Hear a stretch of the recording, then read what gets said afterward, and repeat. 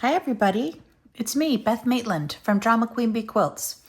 I've been working on a project that I'm about to teach at Roxanne's A Wish and a Dream in Carpenteria coming up in the next couple of weeks, I guess 3 weeks. And I have been agonizing over which version, a cone-shaped scissors case or a pouch, a threefold pouch. And I've decided there's more real estate on a threefold pouch. So that's what we're going to work on. And so I wanted to sew with you a little bit today, but I wanted to talk about a few things. First of all, I want to talk about my hand and my arm. I have not been well over the last couple of years. I've been struggling with some digestive issues, and we've solved the problem and found out what they are, but I am not yet recovered, and it has caused me to bruise really easily. And it's called purpura, this weird thing for me in 20 years, not now, that is caused because of malnutrition, because of malabsorption, because of all these complications with our health. And I just want to say in passing, please disregard and forgive my arthritis and my aging hands. These hands have given so much love and have made things and gifted things and dried tears and cooked meals, and very much like your hands, either in the process or where I am in life. Please forgive that they aren't glamorous. In the meantime, we're going to talk again about our threefold pouch. I am about to start construction. I have finished pretty much the process of the fabric collage, and this is what we're going to work on in class. I want to show you what it kind of looks like all spread out. I took the base fabric is Osnaburg cloth, which is a loose weave, 100% cotton that is a medium weight. It's heavier than quilter's cotton, and it is lighter than a canvas or hemp or farmer's cloth. And then I have a layer of batting. And you can see right there what the back of my work looks like. All of these cantha stitches went through the batting and the Osnaburg cloth and the layers of my fabric collage. So what I did, my process was what you've learned in other videos on my site. I went around every square that I laid out in a collage and moved around until and tore little pieces, tore pieces smaller until I had a pleasing arrangement. And then I made a bunch of yo-yos out of coordinating and similar fabrics. And I arranged those the way that I wanted, all the while remembering to do the threefold to see what we would see on the flap, for example. That flap with the little tilde adorable nutcracker and the beautiful rose. I laid these out so that then I could, in between the layers, put in this little scrap of lace. And I stamped a piece of muslin that I tore and frayed a little bit and then sewed down, snip, because we're going to put our scissors inside. And this is going to be a lovely gift pouch for a special sewing friend. Anyway, this fabric inside is also tilde this year, and I tore it to, I love the frayed edges. I tore it to the same size when I had finished my cover. And again, the cantha stitching throughout in different directions, sometimes around the shape of a yo-yo, sometimes squared off, around in a what do you call it? It's something with a C, convex, no, when it goes around and around and around to the inside. I did that on several of them. I did not stitch through this beautiful little piece dove. Down here, I went around the wreath, encapsulating our nutcracker. I did some drop stitches. I did some French knots where the berries were printed. The mistletoe berries were printed around the wreath. And I did the spine and branches of the Christmas tree, just enough to hold everything down safely, but still to sort of complement the design in the fabric. Also, I went around the rose, so that would puff up just a bit. So you can see that is how it's going to be constructed. I'm thinking about a closure. Do I want a button down here with a loop, or do I want a tie? And I'm leaning toward tie. The more fluffy and texture, the better I like it. In here, you can see that on this rough edge, instead of putting a binding, a scrappy binding, which I often do, I decided to just do a whip stitch and encapsulate the frayed edges and let them poke through a little bit. I love that texture. And this end probably needs a similar finish, but because I tacked in the lace, thinking I just did that with a running stitch. First, I sewed the lace onto the cover in the arrangement that I wanted it, and then I running stitched all 3 layers together. But I see that I sort of missed a little spot right there, and I want this is the flap that's going to be opened and closed. So I want to make sure that this is sewn down. So I'm thinking about what to do there. And the last decision to be made is how I want the sides to be. Do I want to whip stitch and then whip stitch all the way down? Do I want to do a whip stitch and then a running stitch? Do I want to do a running stitch all the way? Those are the 3 obvious ways of closure, as long as I do not decide to use the machine. And on this one, because it's a class sample, I think every stitch is going to be done by hand. And this is my beautiful thread I've been using. This is a Valdani from Romania. This might be my favorite pearl cotton. I don't mean the color, but the brand. Valdani thread is slightly silkier and softer than any of the other pearl cottons that I have found to use. And because it is variegated, it adds this extra dimension to the shading in and amongst the work that's done. Sometimes it's bright and sometimes it's darker, and it just adds just one more layer of dimension, which I really love. Texture. It's all about texture as far as I'm concerned. It's all about the tactile, raised, 3-dimensional, multi-dimensional layers of things. And that's what I also love about the cantha stitching. This is the back of our pouch, just as beautiful as any other side of it. There's all this texture. We have our puffs, our Suffolk puffs, and a little insert of lace. I just love the way that this has just keeping the folding during the process, keeping in mind the orientation of the designs. We wanted our birds to be facing upright and our lettering to be facing upright when we open and have the flap. Just keeping that in mind. It is directional if your fabric is. It is going to be a really fun project for everybody, and hopefully one that most of it can be completed in the course of the afternoon. All right. Now we're going to sew. Give me a moment. I'll be right back. Okay, while we were off camera, I pinned this down into position and tried to line up my corners. It's not an exact science when doing all of this handwork, and you can expect some unusual shrinkage or some slight shifting of true, because we're tearing with the weave of the fabric, not necessarily the plumb cuts like you would get at a fabric store with a ruler and a cutting mat. And number 2, with all this cantha intense stitching, it does tend to pucker like in a quilt. So I've decided that we are going to whip stitch like this because I love the look. It uses 10 times the thread, but I love the look of it. So we're going to start up at this corner, and I'm going to go in between the layers to hide my knot. And because this is the the thinnest layer, and the lower bit is the batting, I'm going to tuck in where the batting is and then bring my needle out up towards the top of where we're going to start stitching. And that knot is now buried deeply within the fabrics.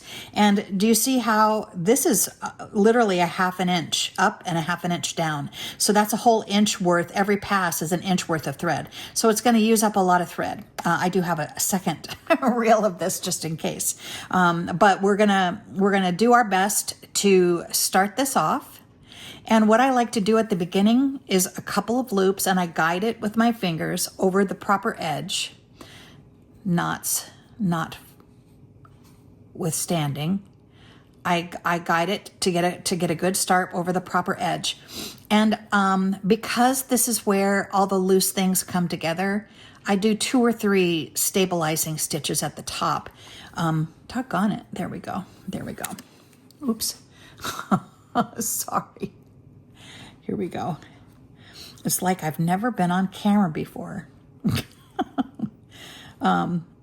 The other things I wanted to talk about, now that we've talked about my hands a little bit, and a sewing lifestyle, a homey sort of, they would call it homely in Europe, and homely here in America in English sort of means not attractive, but homely in other places where English is spoken means of the house. It means like not farmish necessarily, but home cooking, homemade, homegrown, that sort of thing. Okay, we've got our establishing threads and we just whip along.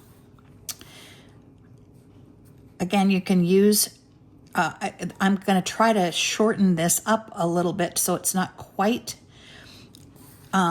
so long a stitch around the edge, because it tends, when you pull it, you don't pull it too tight because it tends to pucker all of the fabrics together. And what we want is we want the loose frayed edges to peek through our stitches. I love how that looks.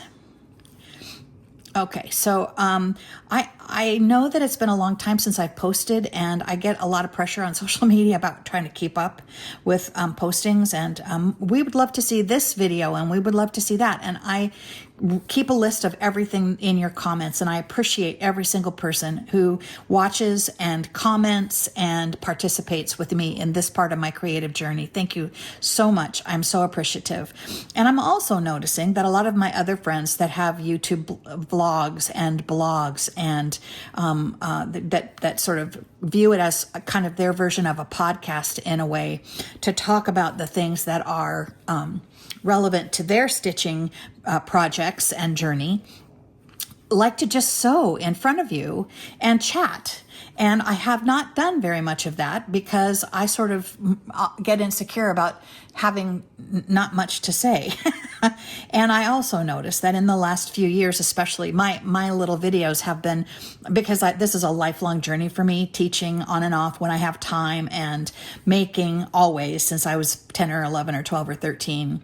I also have been had my YouTube channel for almost 15 years now, and add things as it comes up, as I'm doing different projects or needing to have support videos for things we're learning in my classes that we maybe don't have time to finish. And at the end of the class, I demonstrate construction on whatever projects we're making.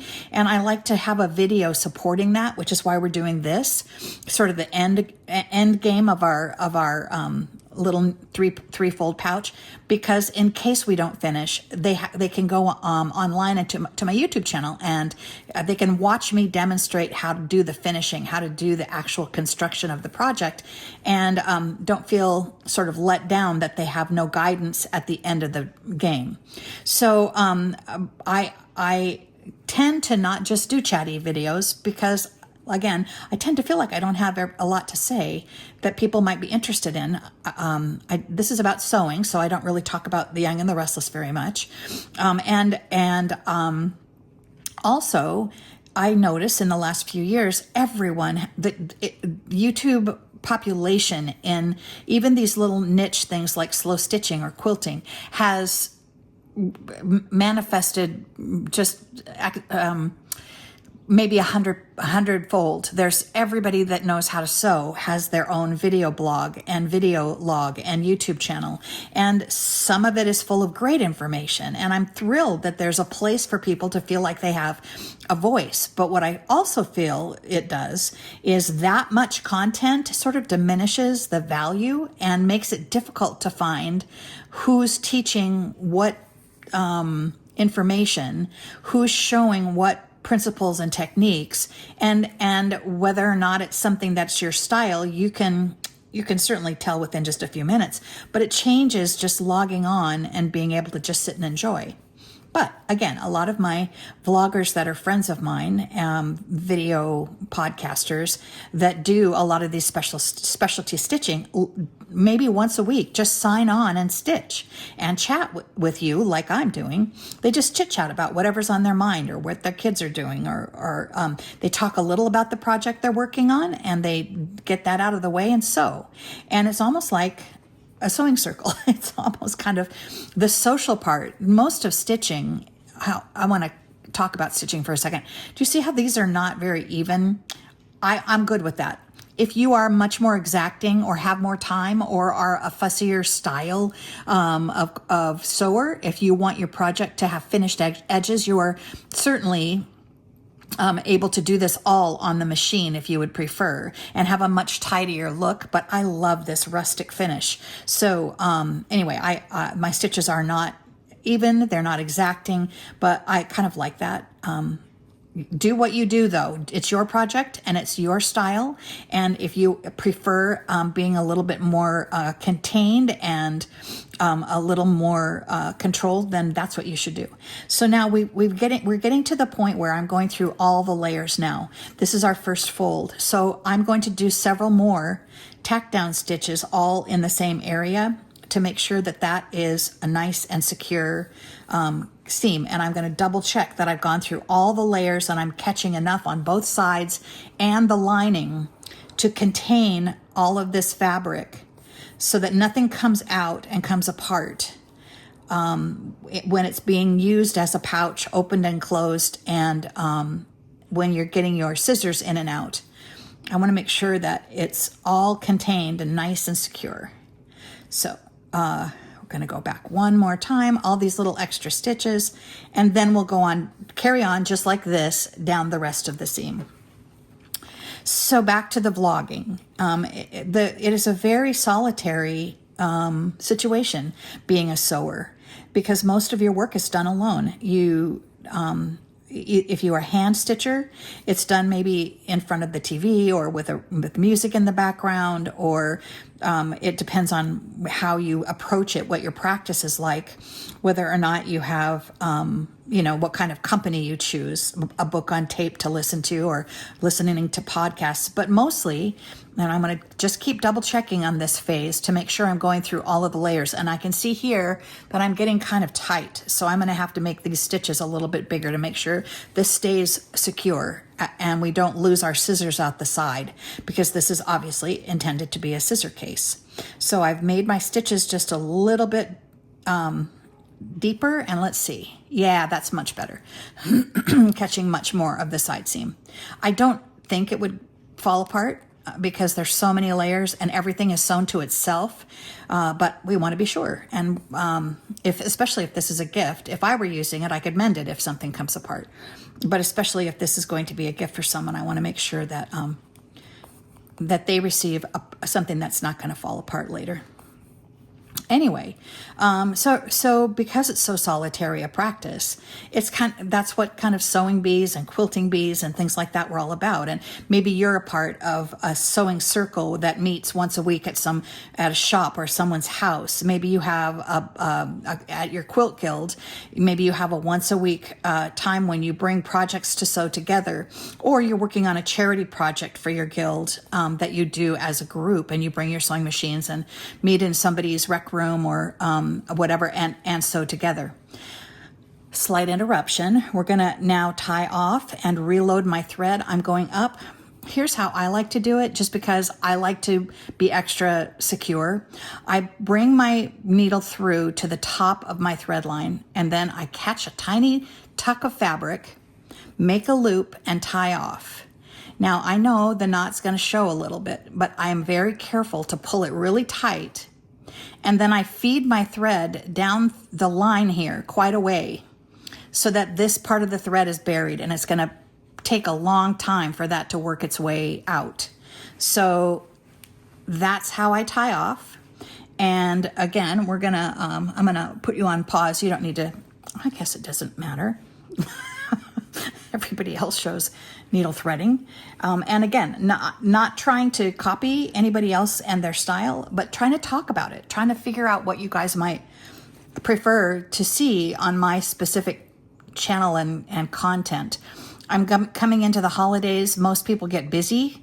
I sew. I allow for my social calendar, and but by now I had better be finishing off all of my projects that I've been working on to get ready to gift. And I've probably been working on these projects since maybe August or something. And again, we're going to try to go through the batting to make sure that we bury our knot and fiddle that around. There we go. And now back to just making our whip stitch over the edge. So by now I should be either finalizing. I had a friend that I used to work with that was done by November 1st with all of her Christmas shopping and her wrapping. On November 1st, their Christmas tree went up. They had an artificial tree, and their tree went up, and all of her package gathering and gifting was ready and wrapped. And I don't know how she did it, but every single year she was done by the 1st of November. And here we are into the first week of November, and I'm just thinking about what we're teaching at the holiday class at Roxanne's and beautiful Tilda fabric. So hilariously, I don't know that I would aspire to November 1st, because then I would get into November and not have anything to work on in the evenings and be really depressed and start making up stuff for Easter. But anyway, her name was Gail. She was quite remarkable and quite organized. Feeling with my fingers on this hand to make sure that my layers are still lined up and that I'm still going through all of the layers. Looks good. You might notice that this is part of the collage. This is a fabric overlay. So although I want to catch it, what I'm mainly concerned about catching is the underneath and the batting, to make sure that the stability part of our the construction of our pouch is caught and stitched. So I'm going to, you kind of get the idea of what I'm saying. Do we like this chit-chat business? Just talking about whatever's on my mind. Do we like that while you watch me stitch, or is this kind of boring? I'm in entertainment on my other half of my life, so I always worry about being boring. I want you to have good information, and usually it's short. I like to get to the point and teach you a process or a project or a technique and then be done with it. But maybe we like this sewing circle. Maybe we like a spot on the internet where we can all sit, and a lot of my friends sew while they're watching these videos. They're not necessarily mine, but the people that they like and follow that are also like-minded in technique and stitching, they follow those maybe hour-long videos and sit during their sewing time and watch the videos on YouTube while they stitch. So, and this is what they're seeing. They're just listening to chit-chat, what the other person is thinking about, and watching their process of stitching, including how they tie off, including how they thread up, including the kinds of products they like and use. And it's not necessarily about anything other than sharing like-minded information with people that we find fun and of a similar mindset. So let me know. You can do it in the comments if you want to, or any other way that you communicate with me. Students, let me know in class next time I see you. And do you guys like this sort of just chit-chatty, watching us get part of a project done? I'm really curious, because I sit often alone thinking I should probably be taping this and putting this up on my YouTube channel. And then I just don't get around to it because I love sewing so much. This practice of slow stitching gives me so much peace and so much relaxation. I can sit down and get 4 stitches in, and I feel my shoulders start to relax, and I feel my body start to just de-stress and untense. And I'm not kidding. This is getting back to hand sewing and getting out of my studio for a few hours in the evening a few times a week has been really meaningful to my wellness and the pressure of the kind of things that life throws at you. So how do you feel about that? You can let me know any way you want, or you can just give that a little bit of thought and see what you think. But I'm going to finish this last inch and tie off, just like you saw me tie off up here.